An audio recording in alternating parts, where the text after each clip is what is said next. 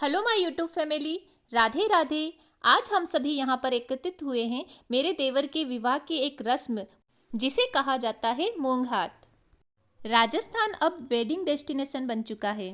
बड़े स्टार्स अपने विवाह को यादगार बनाने के लिए राजस्थान का रुख करने लगे हैं। लेकिन क्या आप जानते हैं राजस्थान में मैरिज कैसे होती है? राजस्थान में दुल्हन और दूल्हे के घर पर होने वाली विवाह की रस्में आम विवाहों से अलग और भव्य होती है। तो चलिए आपको बताते हैं राजस्थान के एक मारवाड़ी या रजवाड़ी विवाह कैसे होता है। यहाँ पर मैं और भाभी बैठकर मूंग हाथ की रस्म कर रहे हैं, जहाँ पर हमारे हाथों में दो सूप हैं और उसमें थोड़े से मूंग रख करके एक दूसरे को ये मूंग पास किए जा रहे हैं। मूंग हाथ की ये रस्म विवाह से 3, 5 या 7 दिन पहले की जाती है। हमारे यहाँ पर तो इसे मूंग हाथ की रस्म कहा जाता है और अन्य जगहों पर इसे ब्याह हाथ, मंगोड़ी की रस्म आदि नामों से पुकारा जाता है। इच्छा मेरी बहुत थी कि इस वीडियो में ओरिजिनल साउंड रखा जाए, लेकिन पीछे बैकग्राउंड में जो म्यूजिक बज रहा था, अगर मैं ओरिजिनल साउंड रखती तो मेरे वीडियो को कॉपीराइट चेप जाता। इस तरह से अब हमारे द्वारा तो ये रस्म पूरी की जा चुकी है। अब बारी आती है हमारे प्यारे भुआ जी की। बड़े ही मनोरंजक तरीके से ये रस्म अदा की जाती है। इस समारोह में आमतौर पर विवाहित महिलाएं ही सम्मिलित होती हैं।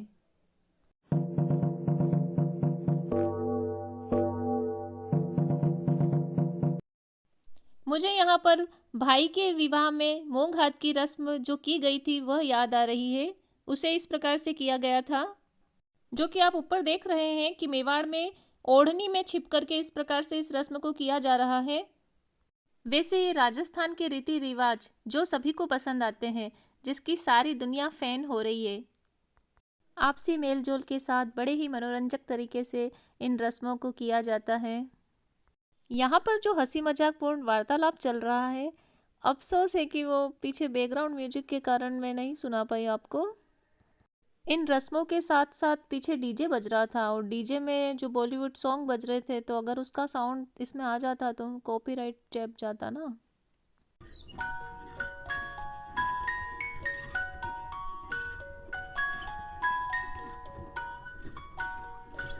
बुआ जी के द्वारा भी अब इस रस्म को संपन्न किया जा चुका है। अब बारी आती है मेरे प्यारे से जेठानी जी की। हाँ जी भाभी जी, एक बार इधर भी। हाँ जी भाभी जी, यहाँ पर ये सुंदर सी ओखली में ये कूटने वाली रस्म की जा रही है भाभी जी के द्वारा। ये भी संपन्न हो चुकी है। अब यहाँ पर तैयारी हो रही है मगध के लड्डू की। उसके लिए ये पिसी हुई चीनी आ गई है। मारवाड़ में ये एक और रस्म है मगध के लड्डू की।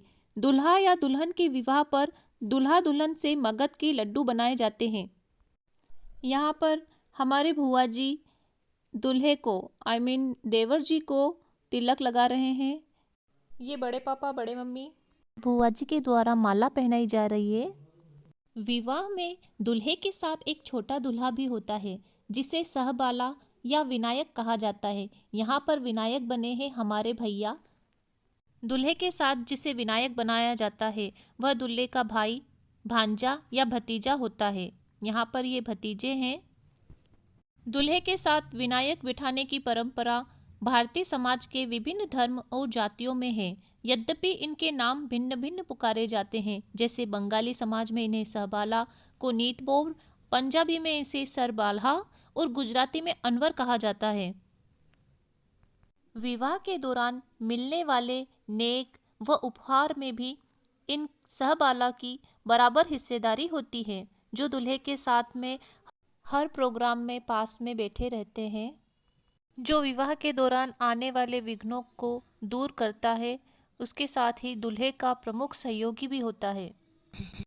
यह परंपरा उत्तर भारतीय समाज में काफ़ी प्राचीन है, जिसकी पुष्टि दूल्हा बने रामचंद्र जी भगवान, जिनके लखन सहबाला बने, इस गीत से होती है।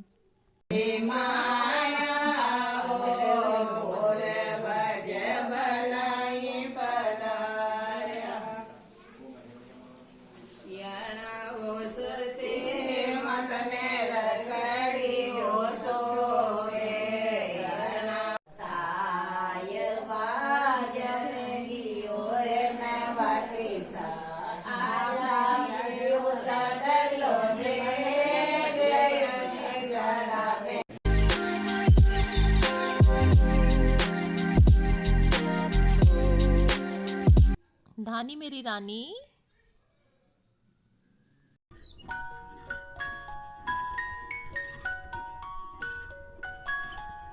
और ये है हमारे क्यूट से मामी जी।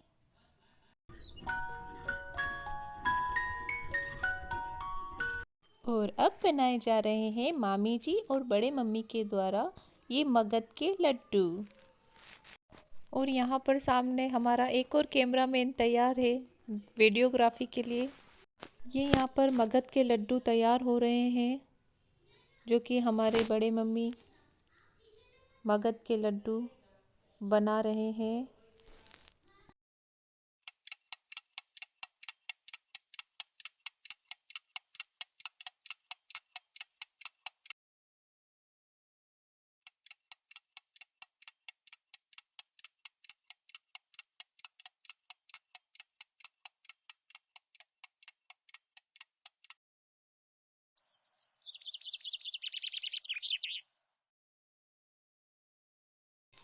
अब बारी आती है दूल्हे की। दूल्हे के द्वारा एक बड़ा, जितना भी बड़ा हो सके उतना बड़ा लड्डू बनाया जाता है। तो ये हमारे भैया लड्डू बना रहे हैं।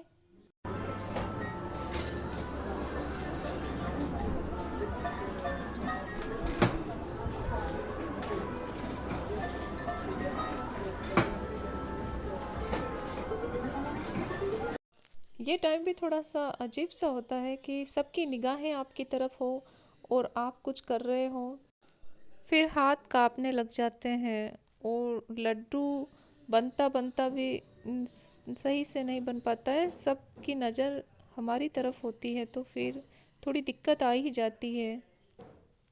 वैसे हमारे भैया तो बहुत अच्छा लड्डू बना रहे हैं। दूल्हा और दुल्हन के द्वारा ये बड़े से आकार का मगध का लड्डू बनाया जाता है, जिसे उन्हीं के द्वारा विनायक जी को चढ़ाया जाता है। तो लीजिए, ये हमारे भैया ने लड्डू बना दिया है। वाव!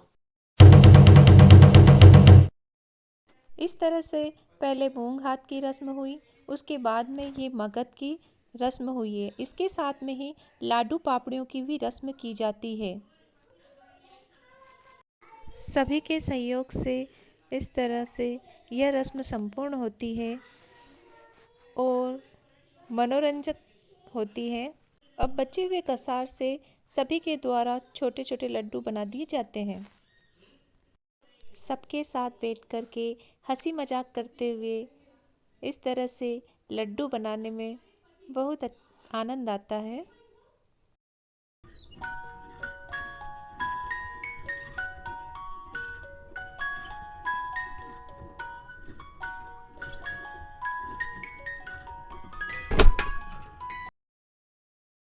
हेलो भैया। इस तरह से आज की हमारी यह रस्में संपूर्ण होती है, जिसमें हमने मूंग हाथ और लाडू पापड़ियों की रस्म की। अगर आपको यह वीडियो पसंद आई हो तो प्लीज़ लाइक कीजिए और कमेंट कीजिए। चैनल को सब्सक्राइब कीजिए।